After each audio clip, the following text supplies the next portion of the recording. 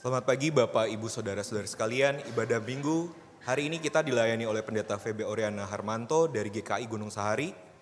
Majelis yang bertugas Penatua Richard, Penatua Ratih, Penatua Nini, Penatua Hendrata, Penatua Gigi, Penatua Rido, Penatua Manunggal, dan Penatua Maike. Pemandu pujian Saudari Agra dan Ibu Widi. Pengiring pujian Ibu Nindita dan Saudari Delvina. Pengisi pujian Angklung Kolintang Priskila. Lektor Bapak Stanley dan Ibu Kadiwati dari wilayah 2, pendoa Ibu Lena, multimedia dan sound system Bapak Yosef, Saudari Sugeng dan Bapak Richard. Majelis dan Jemaat GKI Cipinang Elok sebelumnya mengucapkan banyak terima kasih atas pelayanan Bapak, Ibu, Saudara-saudara sekalian. Berita duka cita, telah dipanggil ke rumah Bapak di surga pada hari Selasa 20 Februari 2024, Bapak Dr. Hendra Latif Kasmara pada usia 82 tahun. Ayah dari Bapak Hendri Kasmara, ayah mertua dari Ibu Jessica. Jenazah telah dimakamkan pada hari Jumat, tanggal 23 Februari 2024 di TPU Tanah Kusir, Bintaro.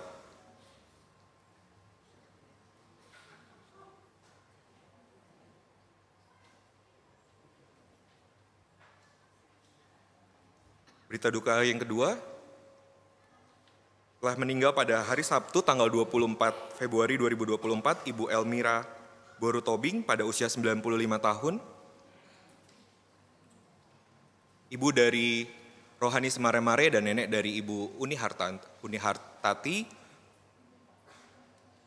Jenazah telah dimakamkan di Tarutung, Sumatera Utara. Majelis dan segenap Jemaat GKI Cipinang Elok mengucapkan rasa simpati dan mendoakan agar keluarga yang berduka diberi kekuatan dan penghiburan oleh Tuhan Yesus Kristus. Berita kelahiran, Tuhan telah mengaruniakan seorang putra yang diberi nama Ganesha Nathanael Ataring, lahir pada hari Rabu 21 Februari 2024, putra dari Bapak Cesar, Leonardo Musa Ataring dan Ibu Christine Made Laure, cucu dari almarhum Bapak Octavianus dan Ibu Rahel. Alamat di Jalan Kuningan Barat 1, Mampang Perapatan, Jakarta Selatan. Yang kedua, Tuhan telah mengaruniakan seorang putra yang diberi nama Firas Aqua Alazin, lahir pada Sabtu 2 Maret 2024, putra dari Bapak Alvin dan Ibu Hana, cucu dari almarhum Ibu Soharsi dan Bapak Sartim.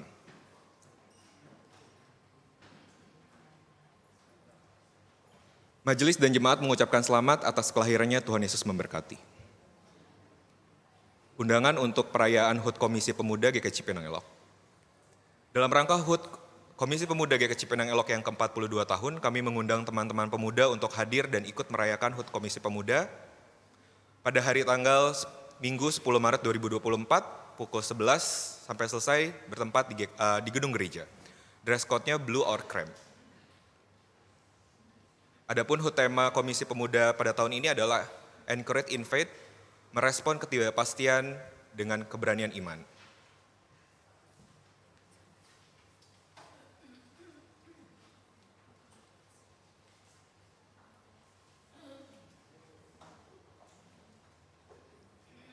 Warta untuk Panitia Paskah.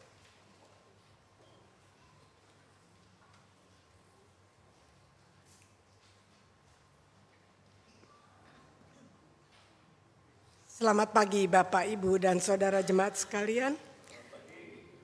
Salam sejahtera dari Panitia Paskah untuk menghidupkan tema Teruslah Berkarya, Tuhan Sudah Membuka Jalan. GKI Cipinang Elok akan mengadakan aksi Paskah mengunjungi Rumah Hati Suci. Rumah Hati Suci adalah tempat anak-anak untuk mendapatkan kasih dan perhatian yang utuh dengan memberikan perlindungan bagi anak-anak yang kurang beruntung seperti yatim piatu dari keluarga broken home, keluarga yang sangat miskin, ataupun anak-anak yang terlantar. Sehingga Rumah Hati Suci menjadi tempat bagi mereka untuk memupuk harapan dan merancang masa depan.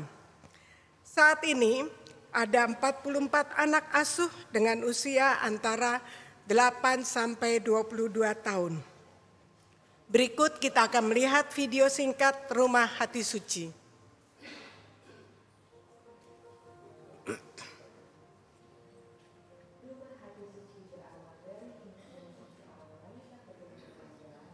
Bernama Aung Chula atau lebih dikenal dengan nama Lee Cheon-jun, yang mendirikan tempat penampungan bagi para korban perdagangan perempuan. Menjadi benteng perlindungan bagi kaum tertindas, Lee Cheon-jun pasang badankan tak gentar melawan mafia dan mucikari. Ia berhasil menyelamatkan puluhan perempuan muda yang akan dijual, lalu memenuhi kebutuhan tempat tinggal, makanan, hingga pendidikan yang layak. Lebih dari 100 tahun kemudian, lembaga ini tak hanya bertahan, tapi berkembang menjadi agen perubahan memutus mata rantai kemiskinan antar generasi. Rumah Hati Suci masih berdiri untuk meneruskan nilai kemanusiaan dan semangat Lee Cheon-jun dalam memperjuangkan hak-hak anak dan perlindungan orang tua. Rumah Hati Suci ini sejatinya adalah rumah, tempat anak mendapatkan kasih dan perhatian yang utuh, tempat mereka membangun harapannya untuk menjadi masa depan yang lebih baik. Karena itu anak tidak hanya mendapatkan makanan dan pakaian yang cukup, tetapi juga pendidikan formal dan pendidikan non formal, kegiatan-kegiatan keterampilan yang ada di Rumah Hati Suci, antara lain paduan suara, ada kelas balet, ada kelas bela diri, dan ada juga kursus-kursus singkat seperti kelas memasak, kelas-kelas kecantikan, kelas merangkai bunga, kemudian ada les-les bahasa Inggris, dan sekarang kami sedang mengusahakan untuk les bahasa Mandarin. Di samping itu juga ada sharing secara berkala antara anak-anak dan pimpinan panti, tempat mereka bisa curhat tentang masalah apa saja, dan juga sharing berkala anak bersama para pengasuh. Kesan pertama yang paling saya rasakan, paling kental terasa itu adalah suasana kekeluargaan. Sangat tinggi dari suasana keluarga di tempat ini, baik antar anak atau anak dengan pengasuh maupun antar pengasuh. Kami di sini sudah sekitar keluarga besar. Berkat sarana pemaksimalan kompetensi, anak-anak asuh Rumah Hati Suci kerap mendulang prestasi baik di bidang akademis maupun non-akademik. Pengelola berupaya terus memfasilitasi anak-anak dalam berekspresi dan mengasah keberanian melalui dukungan di berbagai ajang kompetisi. Saya bercita-cita ingin menjadi dokter hewan. Saya bercita-cita sebagai arsitek. Cita-cita saya pemain futsal. Saya bercita-cita menjadi pengusaha. Cita-citanya jadi peneliti. Cita-cita saya ingin menjadi orang kaya. Anda bisa membantu banyak orang. Mari bergandeng tangan bersama Rumah Hati Suci dalam menjalin hak-hak kehidupan dan pendidikan bagi anak bangsa yang membutuhkan. Bapak, Ibu, Saudara jemaat yang dikasihi Tuhan Yesus, kunjungan direncanakan pada hari Sabtu tanggal 27 April 2024. Dana yang kita perlukan lebih kurang 20 juta yang akan kami pergunakan untuk membeli freezer 450 liter, bantuan uang sekolah anak, membeli alat-alat mandi, membeli alat-alat kebersihan, membeli selimut dan tumbler untuk anak-anak. Kami sangat mengharapkan partisipasi atau dukungan dana dari Bapak, Ibu, Saudara jemaat sekalian. Partisipasi atau dukungan dimaksud dapat ditransfer ke rekening GKI Cipinang Elok dengan memberi kode angka 7 di belakangnya. Misalnya 100.000, Bapak Ibu akan mentransfer 107 rupiah dan seterusnya. Bapak, Ibu, Saudara juga dapat memberikan persembahan dukungan ini dalam amplop yang sudah kami siapkan seperti ini dan dapat dimasukkan ke dalam kantong persembahan ataupun kotak persembahan yang ada di kantor tata usaha. Atas perhatian dan partisipasi dukungan dari Bapak, Ibu, Saudara sekalian, kami mengucapkan banyak terima kasih. Kiranya Tuhan Yesus Sang Kepala Gereja senantiasa memberkati pelayanan kita bersama. Terima kasih.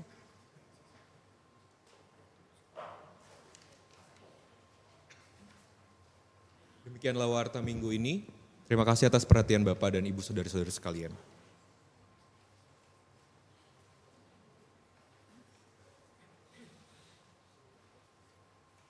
Sebelum memulai ibadah, marilah kita siapkan hati dan pikiran kita dengan bersatu teduh sejenak.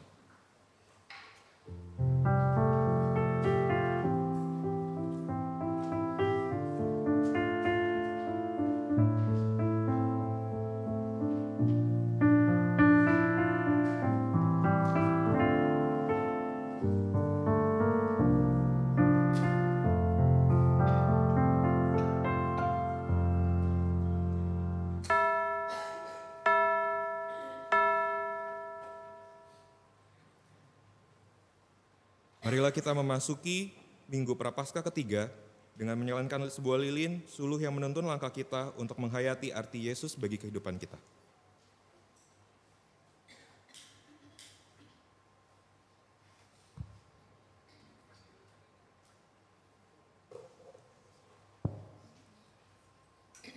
Marilah umat, kita akan menyanyikan lagu Bukalah Hati kepada Tuhan.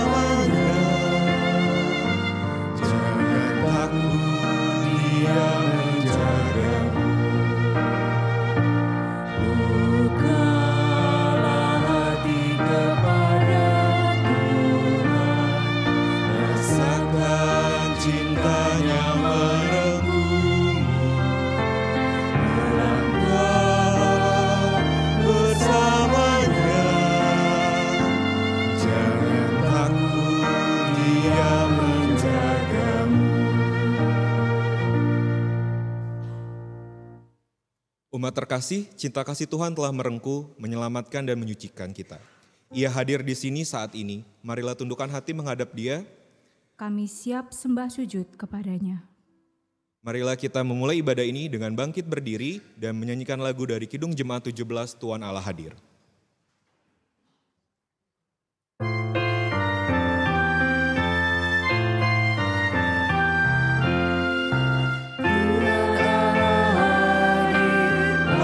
Saat ini, hai sembah sujud di sini, diam dengan hormat, tubuh serta jiwa, tunduklah menghadap Dia.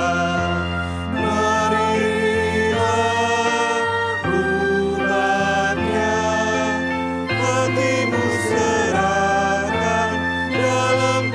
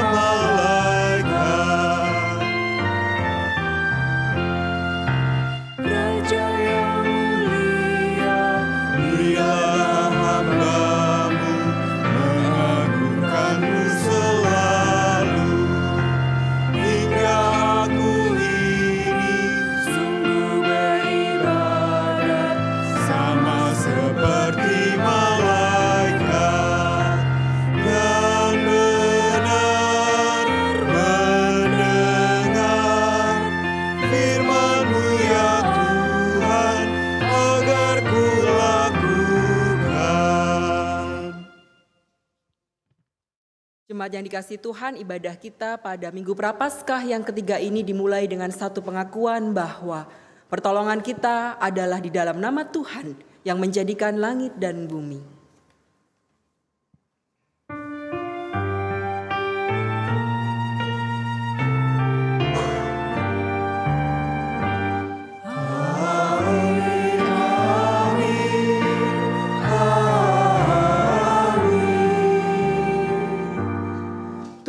beserta saudara. Dan beserta saudara juga.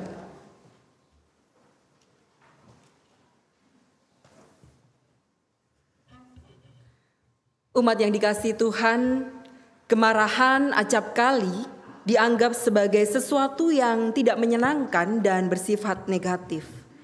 Hari ini kita belajar untuk melihat kemarahan dari sisi yang berbeda.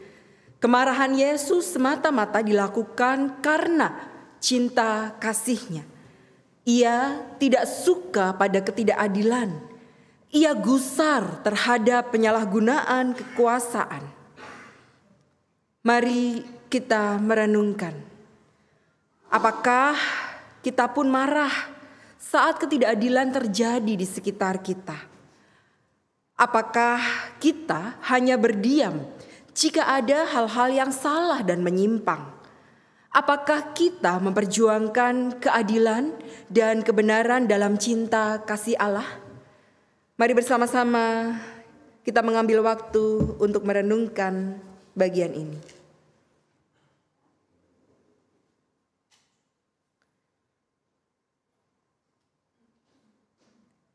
Mari kita bersatu dalam doa. Bapa yang penuh kasih, sungguh besar cinta kasih-Mu bagi kami. Namun, terkadang kami mendukakan hati-Mu melalui sikap hidup kami. Ampunilah dosa dan kesalahan kami. Janganlah amarah-Mu menghukum kami, melainkan kasihanilah kami yang berdosa ini. Ajarlah kami untuk menjaga hidup kudus dan menyatakan kebenaran. Di dalam nama Tuhan Yesus Kristus, kami berdoa. Amin. Amin.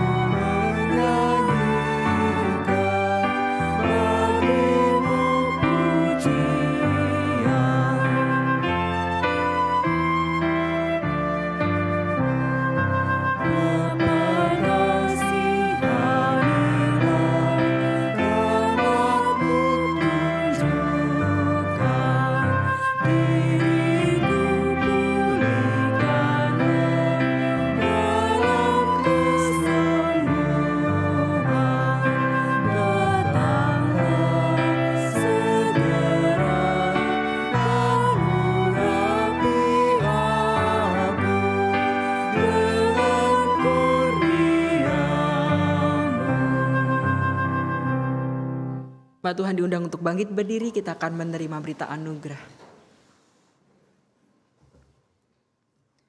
Bagi kita yang mengaku dosa dan memohon pengampunan, terimalah berita anugerah menurut Yesaya 12 ayat yang pertama sampai dengan yang ketiga. Pada waktu itu engkau akan berkata, aku mau bersyukur kepadamu ya Tuhan, karena sungguh pun engkau telah murka terhadap aku. Murkamu telah surut dan engkau menghibur aku. Sungguh, Allah itu keselamatanku. Aku percaya dan tidak gentar. Sebab Tuhanlah kekuatanku dan mazmurku. Ia telah menjadi keselamatanku. Kamu akan menimba air dengan kegirangan dari mata air keselamatan. Di dalam Kristus engkau telah diampuni. Di dalam Kristus engkau pun telah diampuni. Damai Kristus bagimu. Damai Kristus bagimu juga.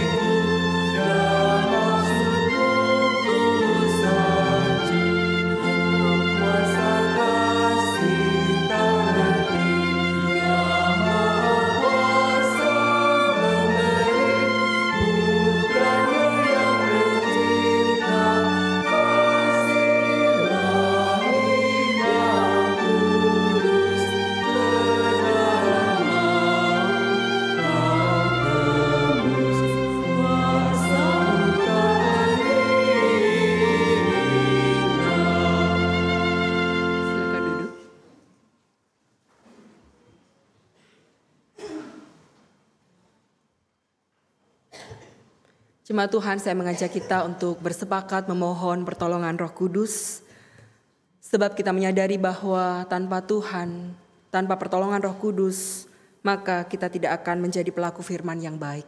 Mari kita bersatu di dalam doa. Kami bersyukur melewati setiap masa dan peristiwa. Senantiasa ada kehadiran Tuhan yang kami rasakan. Melewati setiap lembah penuh kabut air mata, atau juga kegembiraan dan sukacita, selalu ada Tuhan yang menolong kami. Kami bersyukur ketika kami bahkan diperhadapkan dengan pergumulan yang pelik, di dalam keyakinan akan pertolongan Kristus, kami mampu menghadapinya. Kami bersyukur ketika kami senantiasa meyakini bahwa sekali-kali Tuhan tidak pernah meninggalkan kami. Tuhan, kami bersyukur kami memasuki Minggu Prapaskah yang ketiga dalam perjalanan pertobatan dan penyangkalan diri. Kami datang kepadamu untuk sekali lagi memohon agar Tuhan berkenan membentuk kami sesuai dengan rencana dan rancangan Tuhan dalam hidup kami. Kami bukan siapa-siapa tanpa Tuhan, dan bahkan kami tidak mampu melakukan banyak hal jikalau Kristus tidak menolong kami. Oleh karena itu, termasuk di dalam pemberitaan akan firman-Mu, kami meminta Engkau hadir bagi kami. Engkau memberikan kepada kami kelemah lembutan di dalam hati kami, kebijaksanaan dan juga hikmat di dalam benak kami, dan komitmen yang kuat di dalam hati dan laku kami, sehingga firman Tuhan tidak berujung pada kesia-siaan, tetapi sungguh menolong kami untuk kami dapat memperbaharui diri kami.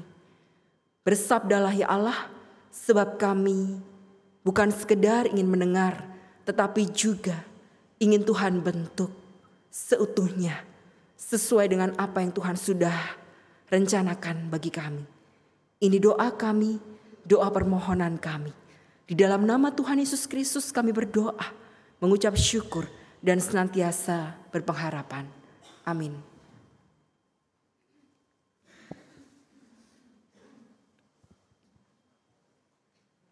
Bacaan pertama menurut Keluaran 20 ayat 1-17. Bacaan pertama menurut Keluaran 20 ayat 1-17.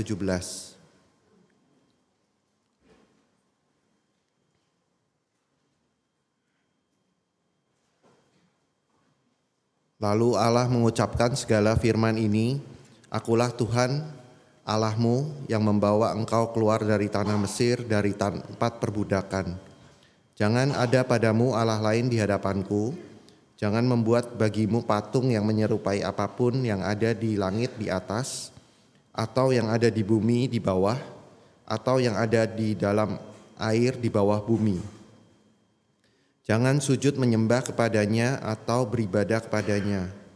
Sebab aku, Tuhan Allahmu adalah Allah yang cemburu, yang membalaskan kesalahan bapa kepada anak-anaknya, kepada keturunan yang ketiga dan keempat dari orang-orang yang membenci aku.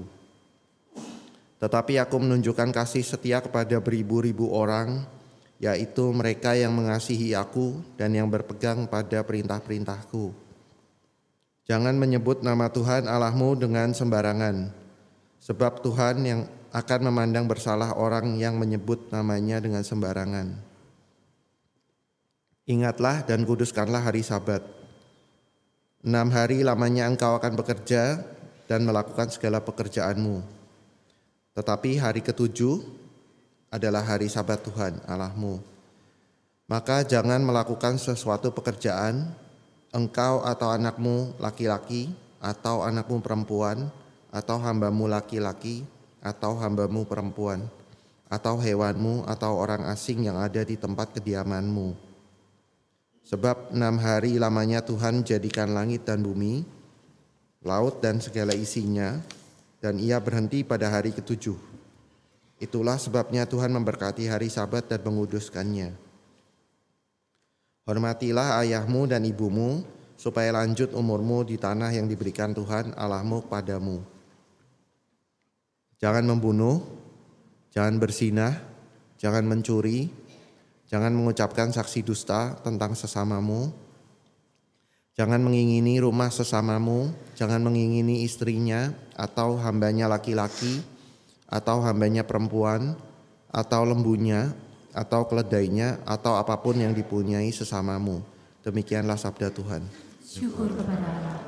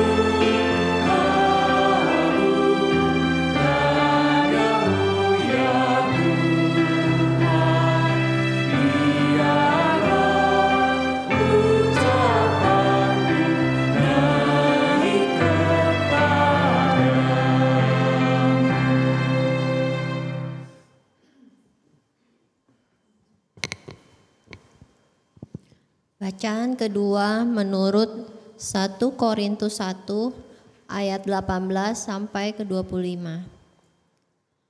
Bacaan kedua menurut 1 Korintus 1 ayat 18 sampai 25. Sebab pemberitaan tentang salib memang adalah kebodohan bagi mereka yang akan binasa. Tetapi bagi kita yang diselamatkan, pemberitaan itu adalah kekuatan Allah.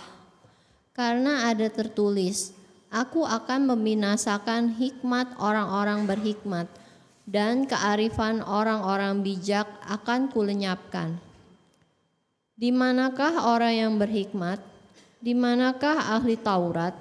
Di manakah pembantah dari dunia ini?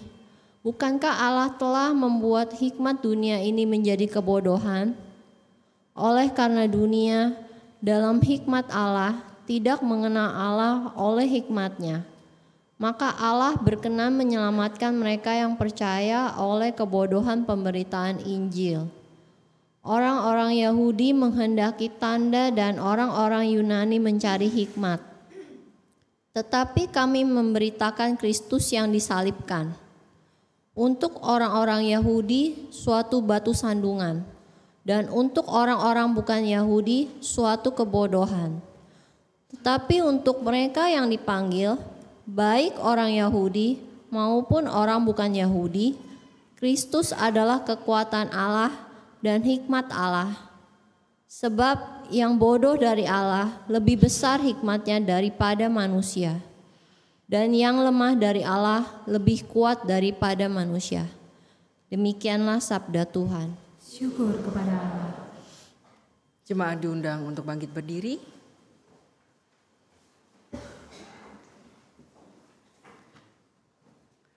Bacaan Injil pada hari ini diambil menurut Injil Yohanes, pasalnya yang kedua, ayat 13 sampai dengan 22.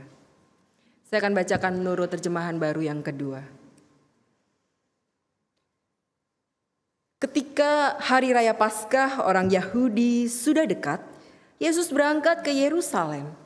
Di halaman bait Allah didapatinya pedagang-pedagang lembu, domba, dan merpati, dan penukar-penukar uang yang duduk di situ.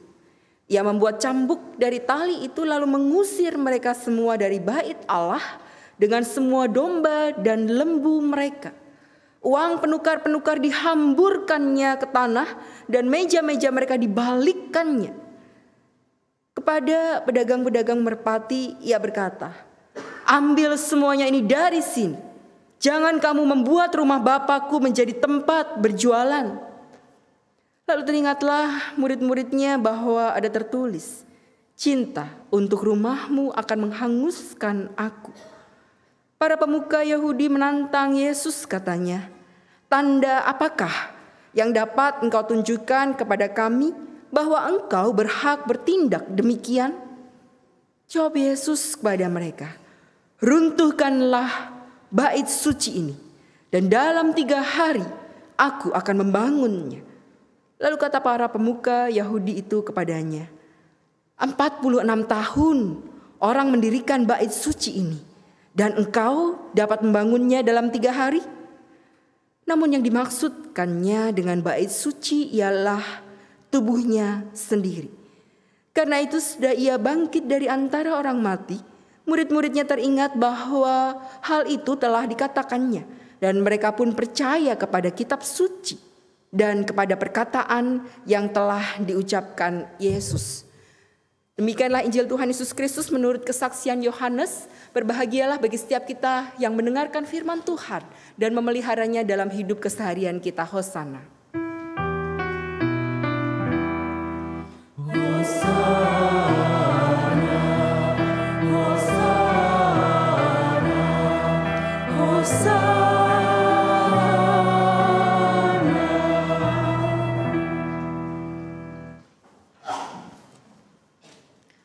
Selamat pagi Bapak Ibu. Apa kabarnya hari ini? Baik, luar biasa, biasa aja, enggak apa-apa. Iya, biasa di luar. Maksudnya gimana nih? Ya, sebab setiap orang diterima di rumah Tuhan dengan sangat baik. Ya, itu yang kita yakini. Jadi kalau Bapak Ibu datang dengan gembira ya diterima. Datang dengan galau juga diterima. Datang dengan dompetnya tipis juga diterima. Betul? Betul. Iya, boleh multimedia minta tolong slide saya. Ya Bapak Ibu yang terkasih dalam Tuhan Yesus Kristus, boleh next. Ini adalah pertanyaan pertama yang saya berikan kepada Bapak Ibu ya. Kapan terakhir kali Bapak Ibu marah? Widih. Aduh, saya jadi takut Pak, saya mundur dulu deh. Iya, coba Bapak-bapak tadi waktu mandi pagi handuknya dikembaliin enggak? Hah? Ibu-ibu? Kembaliin, pinter-pinter ya bapak-bapaknya ya, bertanggung jawab ya. Apa sih yang sering kali bikin kita itu gampang marah? Apa Bapak Ibu? Coba renung-renungin gitu ya. Tema ini menarik hari ini ya, karena sangat relate, sangat dekat dengan hidup kita. Apa yang sangat sering bikin kita itu tersulut? Kejadian yang itu gak sesuai dengan apa yang kita pengen, begitu ya Bu ya. Jadi kita pengennya A, dikasihnya B. Padahal kalau B-nya lebih baik, marah gak Bu? Kalau B-nya lebih baik? Harusnya enggak, tapi ya namanya manusia ya tetap aja begitu ya. Apalagi kalau tipe-tipenya kayak saya nih, perfeksionis, tegas, galak gitu ya. Begitu dapat sesuatu yang gak sesuai dengan apa yang saya mau, waduh udah kacau ini, udah keringet dingin gitu ya. Nah Bapak Ibu, kadang-kadang marah itu ya bisa dibilang wajar, bisa bilang enggak juga kalau berlebihan. Boleh next. Bapak Ibu yang terkasih dalam Tuhan Yesus Kristus, sebetulnya ini merupakan sebuah respon emosional terhadap sebuah situasi ya yang kita anggap sebagai ancaman. Kalau kita merasa nggak nyaman, ancaman itu kan bikin kita nggak nyaman ya. Kalau bapak-bapak gak balikin handuk sementara kita istri maunya rapi, semuanya rapi, itu tuh ancaman buat kita. Gak enak aja dilihat sama mata kita. Lalu kemudian kita ngomelnya bisa kemana-mana gitu ya. Kalau bapak-bapak marahnya sama ibu-ibu apa nih? Biasanya bapak-bapak apa? Cerewet. Wah saya gak enak nih gitu ya. Bawel gitu ya, apa-apa dikomenin gitu ya. Apa-apa ditanggepin, apa-apa ngomong A bisa A plus, A, B, C, D, E, F, G, H, I, J sampai Z gitu ya. Kadang-kadang marahnya gak sesuai topik, gak on track. Bisa melebar luas, panjang kali lebar, tinggi kali dalam gitu ya. Nah Bapak Ibu, bagian ini tuh merupakan respon emosional. Kalau kita berhadapan dengan sesuatu yang gak nyaman dan apalagi itu mengancam, biasanya orang akan mewujudkan, mengekspresikannya dalam rasa marah. Dan bagian ini mempengaruhi banyak aspek dalam hidup kita, psikologis kita, mentalitas kita, dan bahkan moralitas, spiritualitas, dan interaksi kita kepada banyak orang. Coba bayangin kalau kita marah terus, nyaris interaksi relasi kita dengan banyak orang juga di titik diambang kehancuran. Orang juga ogah ya berelasi sama kita ya, kerjaannya marah mulu. Kerjaannya apa-apa emosi, apa-apa ngomongin yang gak enak, apa-apa keluarin kebun binatang. Ya, orang juga males. Emang siapa yang mau bergaul sama kita kalau kita kerjaannya tiap hari begini? Nah Bapak Ibu terkasih dalam Tuhan Yesus Kristus, oleh karena itu maka tugasnya adalah kita diminta untuk mengelola jenis emosi yang ini. Ya, makanan yang satu ini. Setiap orang ya punya hasrat untuk marah, punya emosi. Punya sesuatu yang memang kadang-kadang perlu untuk dikeluarkan, diekspresikan. Tapi kuncinya adalah bahwa ini semua harus ada di dalam kendali. Boleh minta satu video saya? Kita mau nonton satu video yang semoga kita bisa berefleksi. Love more, judge less, be happier.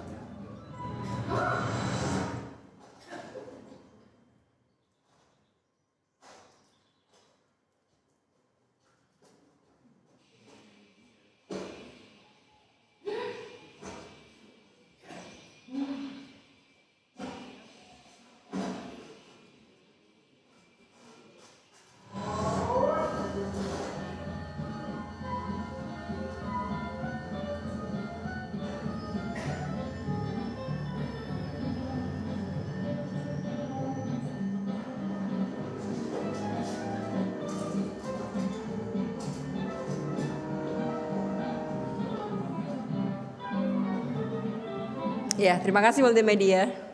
Tahu kan efek dari marah-marah mulu. Gak bisa berpikir jernih. Gak ingat apa yang tadi kita lakukan. Yang ada ngejudge seorang. Ngomongin orang. Ngebentak orang. Bikin orang gerah. Bikin orang panas. Padahal sebetulnya diri kita yang salah. Jadi ini adalah efek kok Bapak Ibu langsung terhening gitu, kenapa sih? Lagi bercermin ya. Jadi ini bikin kita gak nyaman. Makanya tadi saya sempat sebutin bahwa ada banyak bagian yang akan dirusak ketika amarah kita itu gak terkendali. Misalnya spiritualitas. Mana bisa sih kita berdoa sambil marah-marah? Gak bisa. Makanya Alkitab kan bilang kalau marah itu gak lama-lama deh. Jangan sampai matahari terbenam kan bilangnya begitu ya. Relasi udah jelas rusak. Fisik iya. Ada orang-orang yang marah gak bisa tidur. Tapi tidurnya diganti di gereja ya. Di rumah gak bisa tidur, di gerejanya nyak banget ya. Enggak, ini gak nyindir sih. Nah oleh karena itu Bapak Ibu coba lihat nih ya. Dalam banyak hal kemarahan itu bisa terekspresi dalam setidaknya nih ya. Dalam 3 wujud. Yang pertama anger out. Spontan teriak kalau ada sesuatu yang gak nyaman langsung gimana sih gak beres lu. Gimana sih begini aja gak bisa. Masa iya nyanyi begini kan nadanya gampang banget loh. Langsung tuh spontan, udah gak peduli dengan ada siapa yang nontonin kita gitu ya. Gak peduli dengan situasi ya nyeplos aja. Kalau orang Jawa tuh bilang nyablak, nyamber aja. Udah gak timbang-timbang lagi. Ada yang jenisnya begini ya. Silakan Bapak Ibu bercermin ya kita jenis yang mana. Atau anger in. Yang sebetulnya dia tuh kesel banget. Dia tuh marah banget tapi tahan. Dipendem. Ya, lalu kemudian dia akan berimajinasi. Coba ya 1 kali nih nanti kalau dia pulang gereja saya cegat di sini. Nanti kalau dia minum saya kasih racun gitu ya. Tapi itu gak terekspresi sih. Ekspresinya apa? Senyum-senyum halo, selamat pagi, happy Sunday, selamat hari Minggu. Padahal di hatinya apa? Geget banget gitu ya, bercokol banget, kesel banget. Tapi dia berhasil untuk memendam. Tapi tipe begini biasanya tipe gunung es ya. At the end, pada akhirnya tinggal tunggu waktu kok. Dia akan meledak juga. Atau yang ketiga, mood incoherent speech. Dia tuh marah sebetulnya, tapi dia masih bisa mengemas dengan nada atau ekspresi yang lebih lembut, lebih pelan gitu ya. Misalnya begini, Ibu, mohon maaf nih Bu. Ini kalau pendeta biasanya pakai yang ketiga sih, biasanya. Gak jaminan juga sih ya. Tapi biasanya mulai dengan yang ketiga dulu ya. Ketika saya jengkel dengan rekan penatua misalnya, atau dengan aktivis yang pelayanannya tuh kok kayaknya setengah-setengah gitu ya, nggak sungguh-sungguh. Maka saya akan mulai, Bapak mohon maaf nih ya. Mohon maaf nih Pak, Bapak datangnya kok ya terlambat mulu. Sebetulnya ada apa sih Pak? Ada yang bisa dibantu. Dalam hati sebetulnya bergejolak gitu ya. Cuman kan dikeluarinya mesti dikemas dengan baik. Kalau saya nyolot, rekan penatua ini juga apa? Ya nyolot juga gitu ya. Dia kesel juga karena merasa gak dipahami. Merasa mentang-mentang saya pendeta terus lu ngomong sembarangan. Jadi coba Bapak Ibu kira-kira lebih banyak tipe mana nih? Yang mana? Yang pertama. Tapi pernah gak Pak pakai yang kedua dan ketiga? Pernah juga harusnya ya. Jadi sebetulnya nggak ada satu manusia yang ada sih yang dominan, tapi nggak semuanya itu selalu begitu. Nggak selalu tiap kali kita pakai tipe 1, nggak selalu juga sih. Kadang-kadang memang tergantung situasi gitu ya. Kalau ada orang mau nabrak mobil kita nih hampir nyerempet, ya apa kita pasti pakai tipe 3. Bapak mohon maaf mau nyerempet. Ya kan nggak begitu juga gitu ya. Pasti kita akan spontan. Bapak hati-hati gitu kan gitu ya. Jadi tergantung situasinya kita pakai di mana gitu ya. Nah Bapak Ibu yang terkasih dalam Tuhan Yesus Kristus, next. Tapi di antara setiap hal yang tadi saya sudah utarakan, saya mau garis bawahin ini nih. Kemarahan tidak selalu harus dipahami sebagai wujud hilangnya belas kasihan. Kita mau bingkai perenungan kita pada pagi hari ini dengan statement ini. Ya. Jadi kalau saya marah dengan Bapak, saya marah dengan Ibu, bukan berarti saya benci Bapak. Bukan. Bukan berarti saya benci ibu, enggak. Kadang-kadang saya marah karena justru saya sayang banget. Kadang-kadang saya marah karena saya peduli banget. Misalnya, saya pernah marahin anggota jemaat gitu ya. Karena saya merasa pedih, tapi juga sayang. Ini orang dibantu kok tapi gak pernah berhasil ya. Sampai bingung ini dibantu gimana lagi gitu ya. Saya marah karena attitude-nya, kesehariannya adalah orang yang tipe males. Marah gak sama orang tipe males? Marah. Pendeta juga bisa marah loh ya, Bapak Ibu jangan salah nih ya. Marah loh, kesel banget itu ya. Tapi saya marah dengan anggota jemaat tersebut karena saya sayang. Karena saya peduli, karena saya mau hidupnya dia lebih baik. Karena saya gak mau dia itu nganggur terus. Karena saya mau dia itu melakukan sesuatu terhadap bantuan yang dia sudah terima. Jangan berapapun banyak bantuan yang diberikan, ya udah ludes aja. Kayak uap aja, kan gak boleh begitu. Jadi pertama-tama kalau bahas marah itu gak yang terus negatif gitu ya. Selalu ada situasi positif yang kita mesti ingat. Selalu ada bagian positif yang kita bisa jadikan pembelajaran. Ketika kita marah atau ketika kita kena marah, maka gak selalu loh orang itu tuh benci sama kita. Pastikan dulu, bisa jadi karena dia begitu peduli dengan kita. Begitu sayang sama kita. Ya, Bapak Ibu yang punya anak, punya cucu, pernah marah gak? Nah, ketika Bapak Ibu pernah marah atau sering marah mungkin ya. Pernah atau sering nih? Ya udah sering lah ya. Kalau Bapak Ibu sering marah, Bapak Ibu mesti uji dulu motivasinya apa. Bapak Ibu sekedar melampiaskan amarah kepada mereka, padahal sebenarnya mereka gak salah. Atau Bapak Ibu sedang mengungkapkan cinta Bapak Ibu, rasa peduli Bapak Ibu kepada anak-anak atau cucu-cucu. Ya, saya sih berharapnya kita mesti lebih kekang diri, kendali diri ketika kita tahu bahwa motivasi kita itu cuman sekedar untuk melampiaskan. Kita stres di kantor, kita stres melayani di gereja. Begitu ketemu anak, istri, suami, cucu, kita lampiaskan ke mereka. Itu gak benar. Ya. Tapi ketika mereka bertindak tidak baik dan kemudian kita marah, maka itu salah satu wujud cinta. Nah oleh karena itu Bapak Ibu yang terkasih dalam Tuhan Yesus Kristus, dalam teks hari ini kita juga berjumpa dengan Yesus yang marahnya gak tanggung-tanggung gitu ya. Semua dibalik. Meja-meja penukar uang bodoh amat, semuanya hancur. Seolah-olah Yesus datang ke bait Allah dan memporak-porandakan semuanya.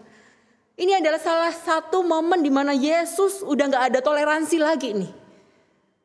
Udah gak ada kata maaf. Kenapa? Keterlaluan. Boleh next. Pertama, Yesus marah karena rumah Tuhan, bait Allah menyimpang dari fungsi utama.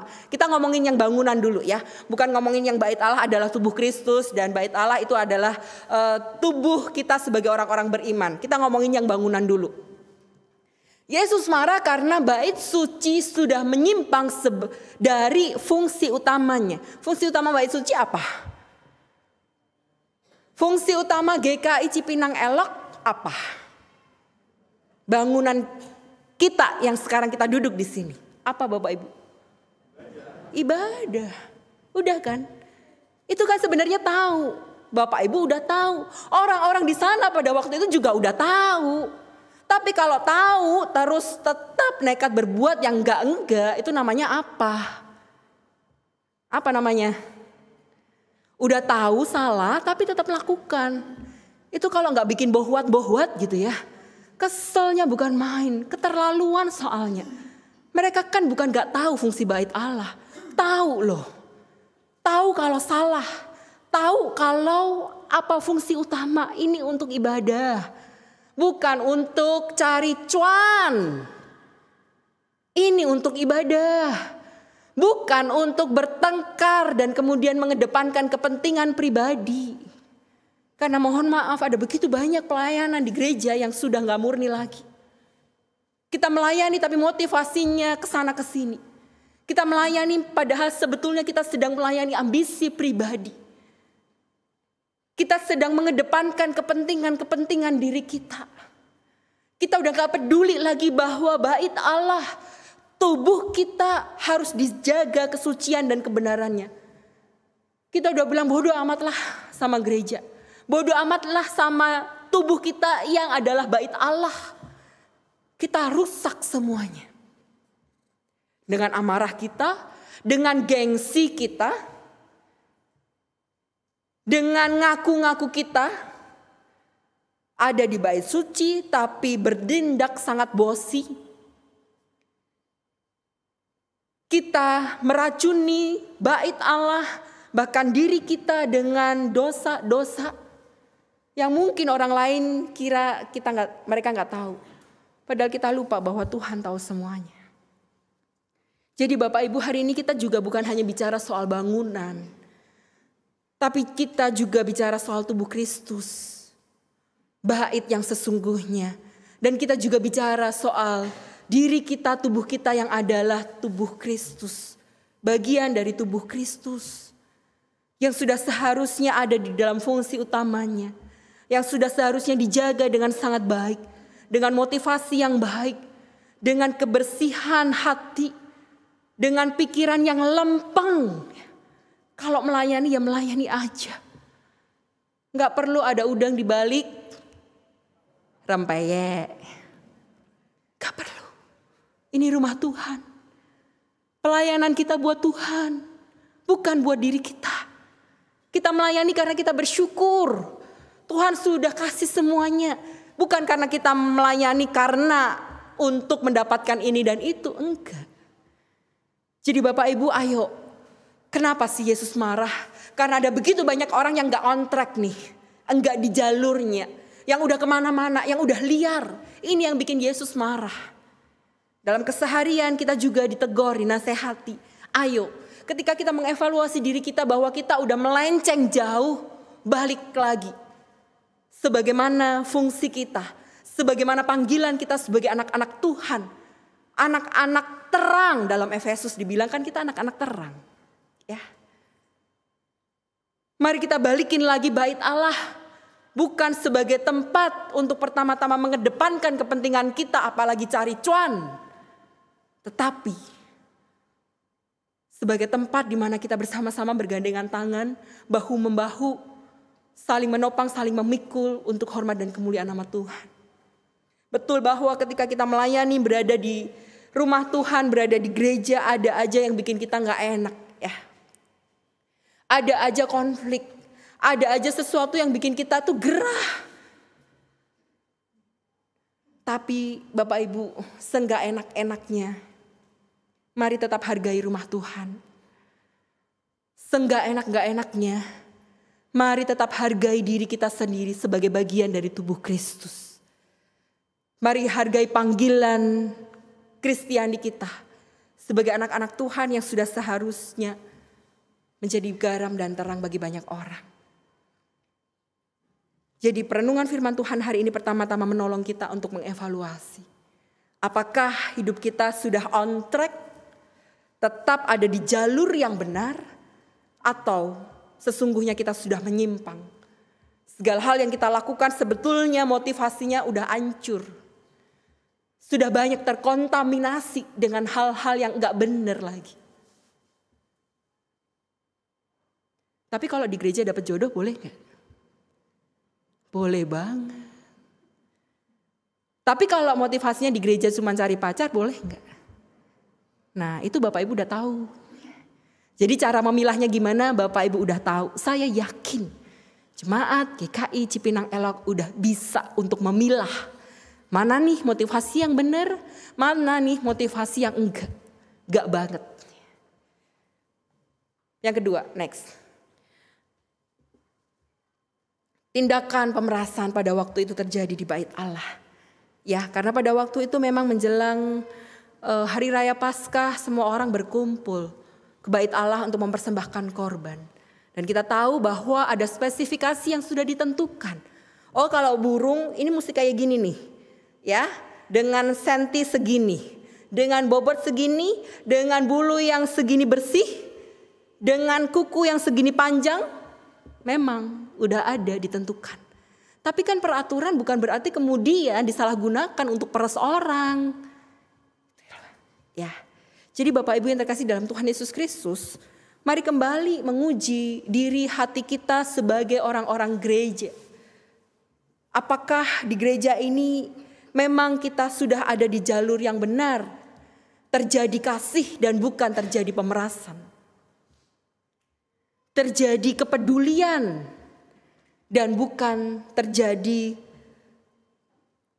kepentingan untuk mengedepankan ego sendiri, terjadi pengampunan dan bukan terjadi perselisihan. Kalau orang salah, udah minta maaf, terus kita nggak ngampunin, itu tuh meres orang apa enggak? Itu meres loh. Ya, jadi kalau saya bilang pemerasan itu jangan kemudian asumsinya hanya soal uang, enggak. Kita meres hatinya dia. Udah minta maaf, aku salah. Ya mohon maaf ya, saya alfa, saya ngeblank nih, aduh hari Minggu itu emang, aduh kayaknya saya gak fokus nih, banyak masalah di keluarga, mohon maaf. Udah sampai begitu loh mohon maafnya. Tapi kita kekeh, hati kita keras, itu pemerasan. Jadi Bapak Ibu ada begitu banyak bentuk pemerasan dalam gereja. Dan jelas bahwa Yesus tidak mau ini terjadi. Makanya kenapa Yesus ngamuk? Ya wajar Yesus ngamuk. Karena ada begitu banyak orang yang tidak lagi ada di jalur yang semestinya. Next. Bapak Ibu saya mau kita bersama-sama mengucapkan ini gitu ya. Saya bikinnya 5 hari 5 malam ini begini doang. Karena saya bukan pujangga ya. Mau minta ke AI nggak bisa juga nih. Ya, oke. 1, 2, 3. Bait Allah tetaplah bait Allah. Jangan buat Allah gerah. Sejujurnya tak akan ada amarah jika ibadah tak salah kaprah. Semoga setiap kita dengan segala kerendahan hati kita minta supaya Tuhan lempengin lagi hati kita, benak kita, perilaku kita, sehingga ibadah yang kita jalankan, pelayanan-pelayanan yang kita kerjakan tetap on track, ada di dalam rencana dan rancangan Kristus. Dan disitulah Allah dimuliakan. Tuhan menolong kita semua. Amin.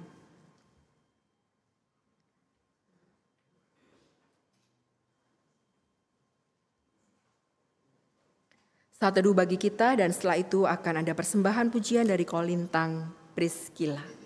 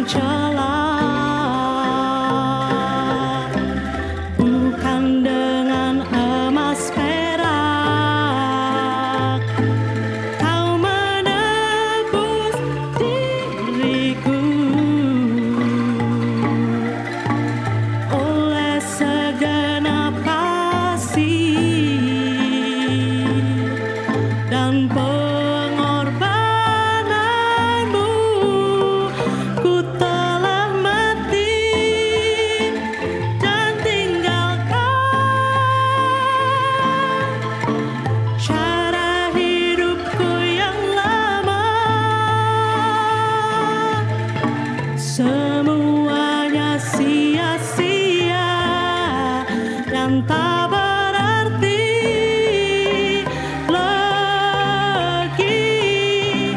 Hidup ini ku letakkan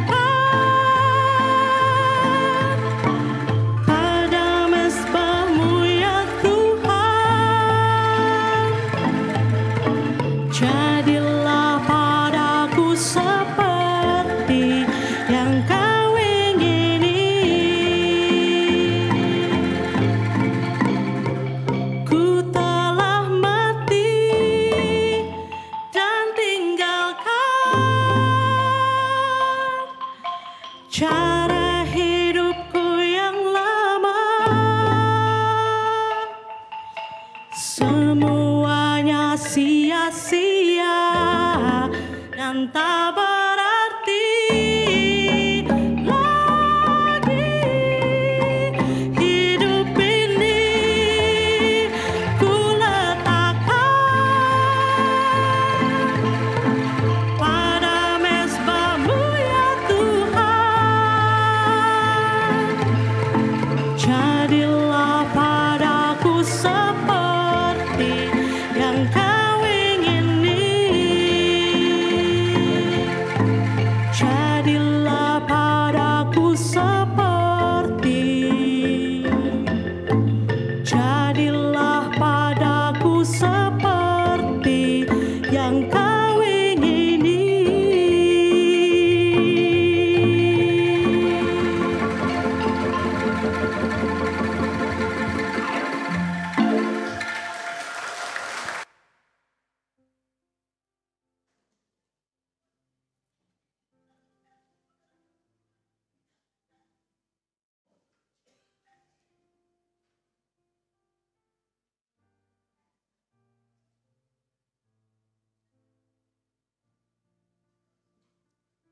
Umat diharapkan bangkit berdiri.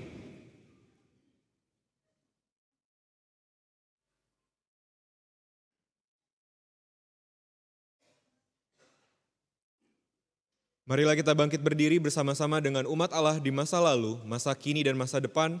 Marilah kita mengucapkan pengakuan iman resolusi demikian.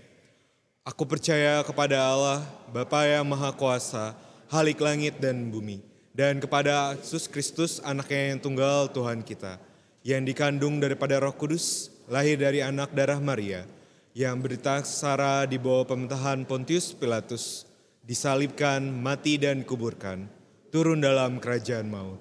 Pada hari yang ketiga, bangkit pula di antara orang mati, naik ke surga, duduk di sebelah kanan Allah, Bapa yang Maha Kuasa, dan dari sana Ia akan datang untuk menghakimi orang yang hidup dan yang mati. Aku percaya kepada Roh Kudus, gereja yang kudus dan am, persekutuan orang kudus, pengampunan dosa, kebangkitan orang mati dan hidup yang kekal. Amin. Umat dipersilakan duduk kembali. Bapak Ibu, mari kita meneduhkan hati kita kembali dan kita datang di dalam doa syafaat. Kita berdoa. Segala pujian, hormat, dan kemuliaan hanya bagi Allah, Sang Pencipta, Pemilik, dan Pemelihara kehidupan.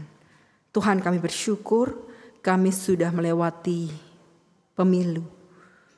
Penghitungan suara terus dilakukan. Kiranya anugerah Tuhan menolong bangsa ini, memimpin kembali pergerakan bangsa ini, sehingga kami benar-benar mendapatkan seorang pemimpin yang peduli, yang menyertakan kebenaran dan keadilan dalam setiap program yang dicanangkan, dan Tuhan membekali kami sebagai rakyat dengan sukacita untuk mampu bahu-membahu mewujudkan bangsa Indonesia yang lebih baik. Tuhan, saat ini kami juga hendak berdoa bagi mereka yang berada di usia lanjut. Secara khusus kami berdoa untuk Oma Marta Mulyadi dan Oma Betsy. Kami bersyukur Tuhan berikan kepada mereka pengharapan di tengah-tengah usia lanjut yang sekarang mereka jalani. Dan kiranya anugerah Tuhan menolong mereka untuk tetap beriman kepada Kristus, menyerahkan hidup sepenuhnya kepada Kristus, bahkan menjadi teladan di usia lanjut mereka. Kami juga berdoa untuk mereka yang sedang dirawat di rumah. Secara khusus kami berdoa untuk Oma Ermi, ibu dari Bapak Tanto dan ibu mertua dari Penatua Laurina. Tuhan, Engkau yang berkenan untuk memulihkan tepat pada waktu yang Tuhan tentukan. Juga kami berdoa untuk mereka yang sedang dalam proses pemulihan maupun sedang terapi. Kami berdoa untuk Ibu Pingkan Lantang, Ibu Yuni Sinaga, Ibu Restu Andayani, Ibu Erlina, Oma Li Winyu, Bapak Erwin Sinaga, Bapak Tony Magani, Bapak Untung Tobing, dan Saudara Niko Wilianto. Tuhan, kami menyerahkan mereka satu persatu dalam anugerah Tuhan. Betapa berat pergumulan yang dihadapi, secara khusus ketika mereka harus berhadapan dengan sakit penyakit. Tetapi biarlah anugerah Tuhan memberikan kepada mereka kekuatan, damai sejahtera, kemampuan untuk terus berjalan bersama dengan Tuhan. Berkati mereka yang menjadi pendamping ataupun bahkan keluarga, tenaga medis, supaya mereka juga dapat mengerjakan setiap bagian mereka dengan penuh tanggung jawab, dengan penuh sukacita dan terarah hanya kepada Kristus. Secara khusus kami berdoa untuk jemaat Tuhan di GKI Melur. Berbagai pergumulan mereka hadapi saat ini. Sungguh kami memohon ya Allah, kiranya Tuhan menyediakan segala sesuatu yang mereka butuhkan. Tuhan memberikan kecukupan kepada mereka. Tuhan memberikan semangat kepada mereka untuk terus melayani. Tuhan memberikan kepada mereka damai sejahtera, bahkan di tengah-tengah situasi yang tidak baik-baik saja. Tuhan, kami juga berdoa untuk setiap upaya pemerintah mengendalikan harga kebutuhan pokok, terutama beras. Kami mohon kiranya bersama dengan pemerintah, kami juga dapat bekerja sama dengan baik. Sehingga harga-harga kembali terkendali dengan baik. Kami mohon kiranya setiap upaya yang sekarang sedang dikerjakan oleh pemerintah kami berbuahkan kebaikan dan menjadi berkat bagi bangsa ini. Saat ini kami juga hendak berdoa untuk perdamaian di dunia, di berbagai belahan negara, khususnya bagi negara-negara yang masih berkonflik. Tuhan, kami mohon kiranya damai sejahtera Tuhan ada bersama dengan mereka. Kami hanya bisa mendukung di dalam doa. Namun satu hal yang kami percaya bahwa doa orang benar ketika dengan yakin didoakan, begitu besar kuasanya. Kami mohon Tuhan melawat bukan hanya bangsa ini tetapi dunia ini. Sehingga dunia di mana kami berkarya, bekerja, menjadi dunia yang lebih baik. Kami juga berdoa ketika kami punya pergumulan kami masing-masing. Barangkali ada di antara kami yang bergumul dengan pekerjaan. Kami seringkali diperhadapkan dengan situasi dilematis. Kami yang bergumul dengan pendidikan kami. Kami yang bertemu dengan banyak kesulitan secara akademis. Kami juga berdoa untuk kami yang merindukan pasangan hidup. Kiranya anugerah Tuhan juga menolong kami, memberikan kepada kami ketahanan untuk terus berharap dan berserah kepada Tuhan sambil terus berupaya mengerjakan bagian kami. Kami juga berdoa agar Tuhan memberikan pada kami kesehatan di tengah-tengah cuaca yang kurang baik, sebentar hujan, sebentar panas. Tolong kami Allah, ajari kami untuk melakukan tanggung jawab kami, yaitu menjaga, memelihara tubuh kami, memberikan asupan yang baik, sehingga dengan tubuh yang sehat, kami pun dapat melakukan banyak karya untuk hormat dan kemuliaan nama Tuhan. Ini doa syukur kami ya Allah yang juga kami naikkan di dalam doa yang Kau telah ajarkan kepada kami.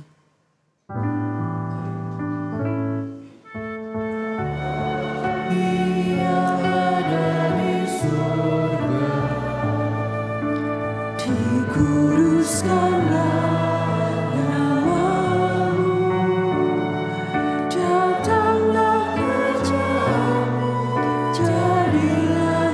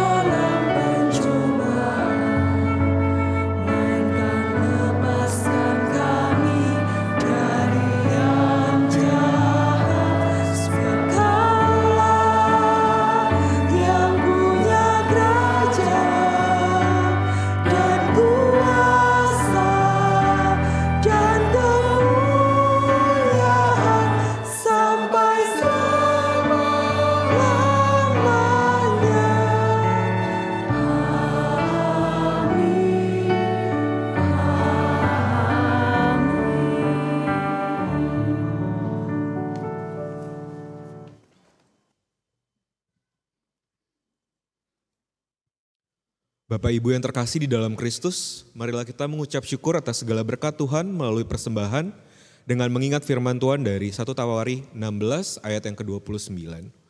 Berilah kepada Tuhan kemuliaan namanya, bawalah persembahan dan masuklah menghadap Dia.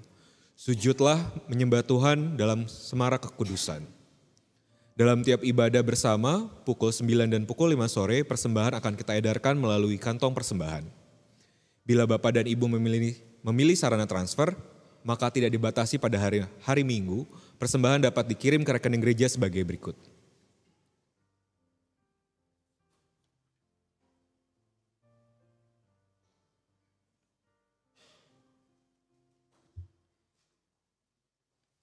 Dan pada tiap hari dan jam kerja tata usaha, persembahan dapat dimasukkan ke dalam kotak persembahan di kantor tata usaha gereja.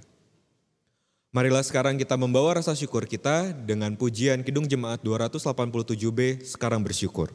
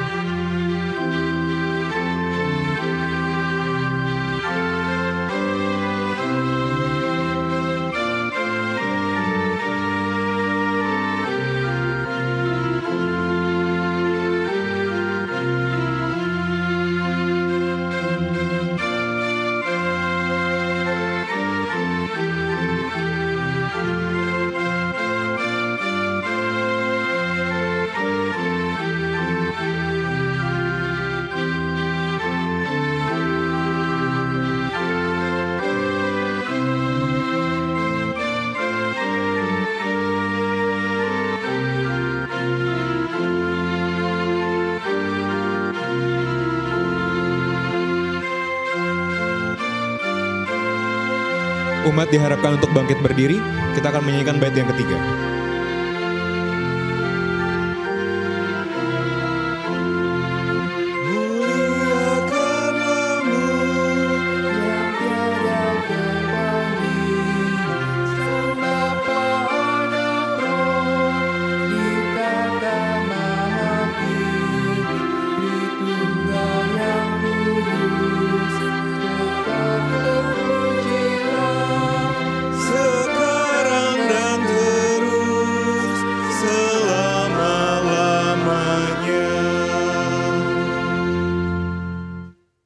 Marilah kita berdoa. Bapa yang Maha Kasih, kami mengucap syukur atas anugerah-Mu. Kini kami membawa persembahan sebagai ungkapan syukur. Pakailah persembahan ini untuk mewujudkan kasih-Mu. Ajar kami untuk mempersembahkan hidup kami bagi kemuliaan-Mu. Di dalam nama Tuhan Yesus Kristus, kami berdoa dan mengucap syukur. Amin.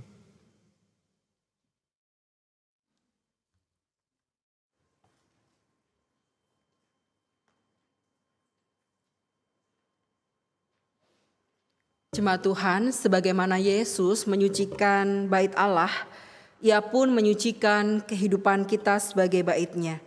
Ia menghendaki kita untuk menjaga kekudusan dengan terus mengarahkan hidup kepadanya. Kini, wartakanlah kabar keselamatan dan nyatakanlah cinta kasih pada sesama.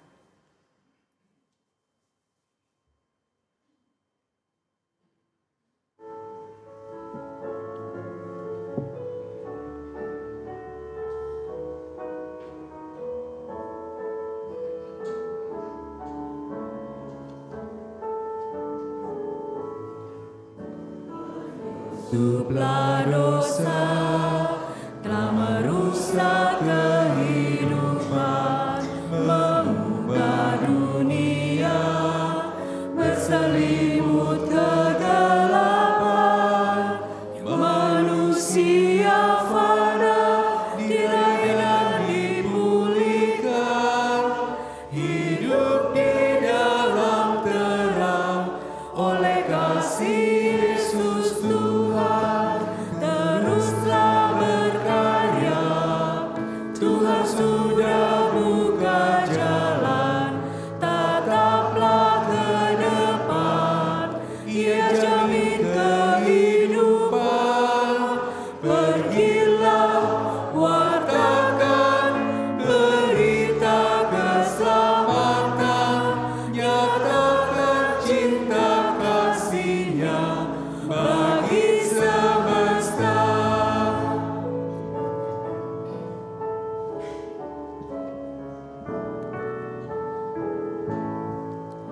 Di salib Golgota, tempat Yesus menderita, namun bagi kita itulah bukti cintanya. Saat penuh tanya, bimbang dan ragu menerpa, tetaplah kau percaya, anugerah-Nya selalu nyata. Teruslah berkarya, Tuhan sudah buka jalan, tataplah ke depan, Ia jamin kehidupan. Pergilah, wartakan berita keselamatan, nyatakan cinta kasih-Nya bagi semesta.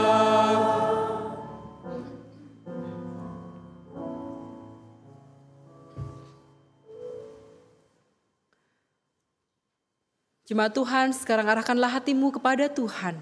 Kami mengarahkan hati kami kepada Tuhan. Jadilah saksi Kristus. Syukur kepada Allah, Terpujilah Tuhan. kini dan selamanya. Pulanglah dengan damai sejahtera dan terimalah berkat Tuhan.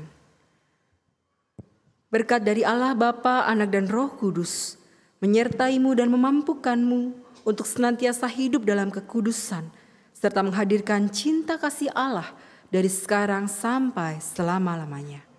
Amin.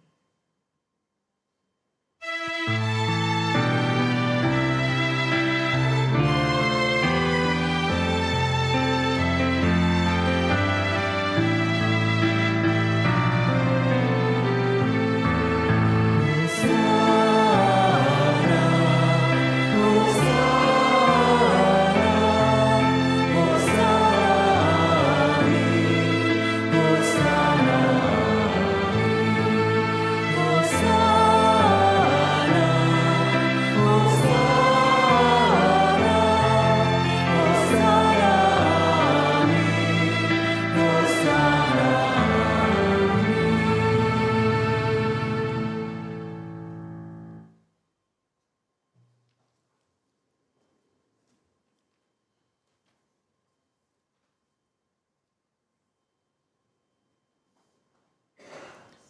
Marilah kita kembali menyanyikan bait yang ketiga, teruslah berkarya, Tuhan sudah buka jalan.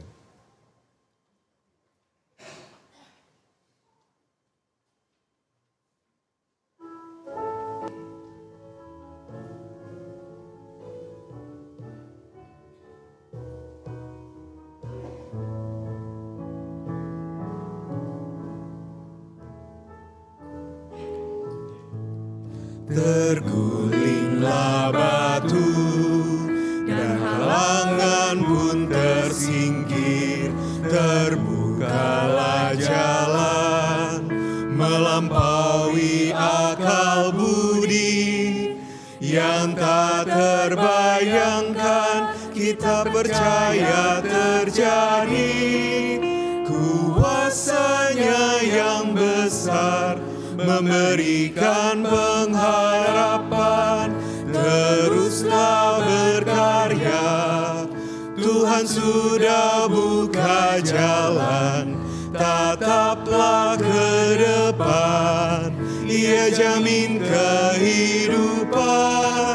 Pergilah, wartakan berita keselamatan, nyatakan cinta kasih-Nya bagi semesta.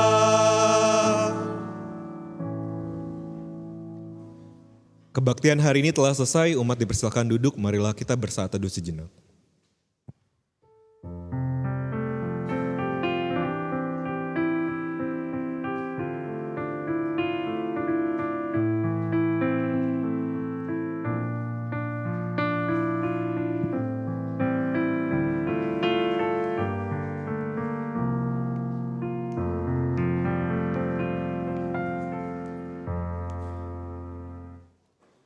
Selamat hari Minggu Bapak, Ibu, Saudara-saudara sekalian, Tuhan Yesus memberkati.